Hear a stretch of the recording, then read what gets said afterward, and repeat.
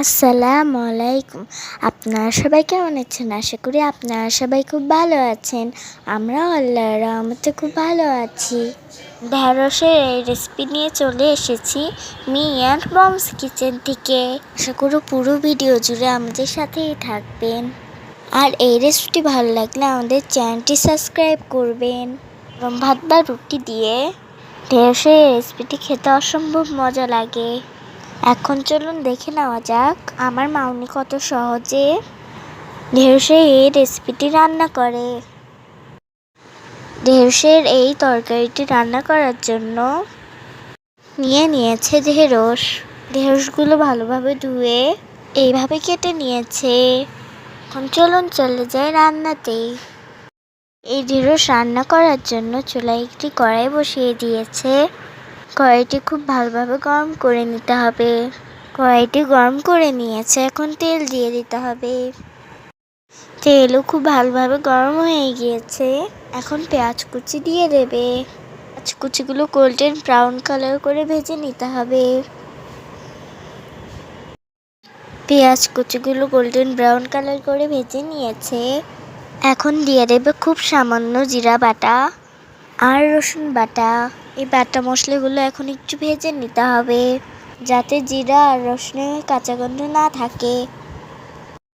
জিরা বাটা আর রসুন বাটা ভেজে নিয়েছে, এখন খুব সামান্য পানি দিয়ে দিতে হবে, যাতে গুঁড়া মশলা দিলে পুড়ে না যায়।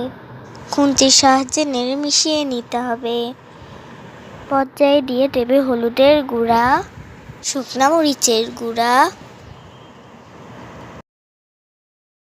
বেশ কয়েকটি কাঁচামরিচ ফালি, স্বাদ মতো লবণ।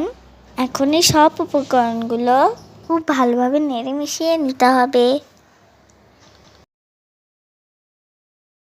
খুব ভালো করে নেড়ে মিশিয়ে নিয়েছে, এখন খুব সামান্য পরিমাণে পানি দিয়ে মশলাগুলো কষিয়ে নিতে হবে। মশলাগুলো খুব ভালো মতো নেড়ে চেড়ে কষিয়ে নিতে হবে। মশলা কষানো হয়ে গিয়েছে, এখন আগে থেকে ধুয়ে কেটে রাখা ঢেঁড়স দিয়ে দেবে।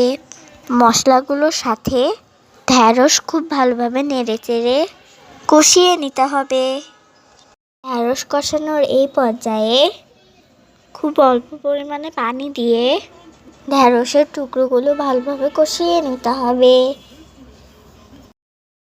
ঢেঁড়স খুব ভালোভাবে কষিয়ে নিয়েছে, এখন পানি দিয়ে দিতে হবে। নেড়ে চেড়ে মিশিয়ে নেবে।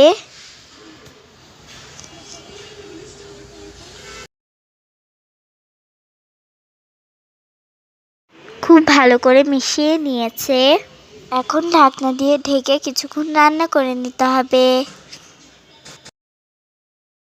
কিছুক্ষণ পর ঢাকনা খুলে নেড়ে দিতে হবে।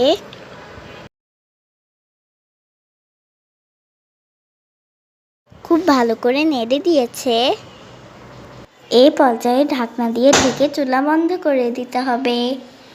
ব্যাস তৈরি হয়ে গিয়েছে খুবই মজার স্বাদের ঢেঁড়সের তরকারি।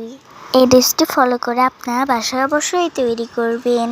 এই রেসিপিটি ভালো লাগলে লাইক শেয়ার কমেন্ট করে আমাদের সাথেই থাকবেন। সবাই ভালো থাকবেন, আমাদের জন্য দোয়া করবেন। আল্লাহ হাফেজ।